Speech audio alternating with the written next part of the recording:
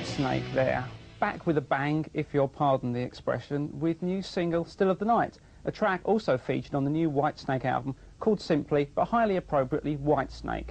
Now David Coverdale, the voice on the video, the snake behind the scales you might say, was due to join me on the show today to talk about the album and other related topics, no doubt. But due to adverse weather conditions of quite biblical proportions, he's been grounded in London. However, due to a technological miracle which we have in front of us here, a screen, we can communicate, I hope.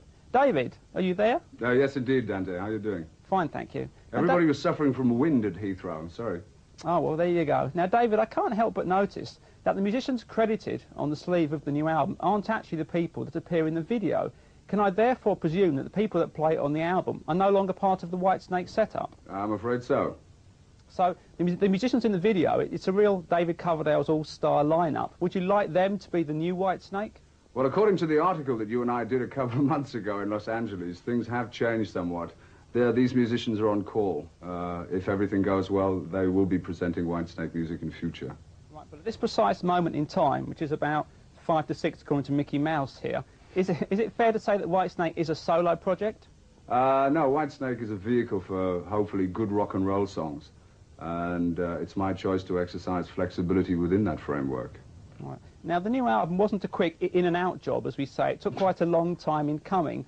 Was part of that due to the problems you had with your voice? The majority of it was, yes. I was, through dreadful illness, I was confined to base for most of 1986. It was due to your sinus, wasn't it? And when you mention sinus to people in the music business, they give you some very suspicious looks, don't they? Yes, there's a kind of movement of invisible spoons toward the nostril. No, it was absolutely not. I have the doctor's reports for anybody who even suggests anything like that. Right, now I understand that after you had surgery on your sinus, you actually went to a Jewish cantor, a guy who sings in the temple, to retrain your voice. Is that right? Yes. The surgeon who operated on me was called Cantor, and the premier choir leader in the Jewish choir is called a cantor also. I think it was prophetic somewhat. Well, the new Whitesnake album we've established is now firmly with us, but it took an awful lot of time and money to get together. David, between you and me, forgetting the watching millions, is this going to be a crucial album in Whitesnake's career? I would imagine so. If this snake bites, then I will continue as the vehicle of Whitesnake or whatever. If not, I may consider something rather drastic, like singing in a Jewish choir, perhaps. Well, it's certainly a good album. One of the tracks I like best is one of the slower numbers, a track called Is This Love, originally penned for Tina Turner, I understand. The idea was originally, yeah, but the musicians felt that we ought to keep it, so did I. You know, I think that that'll be the next single for the band.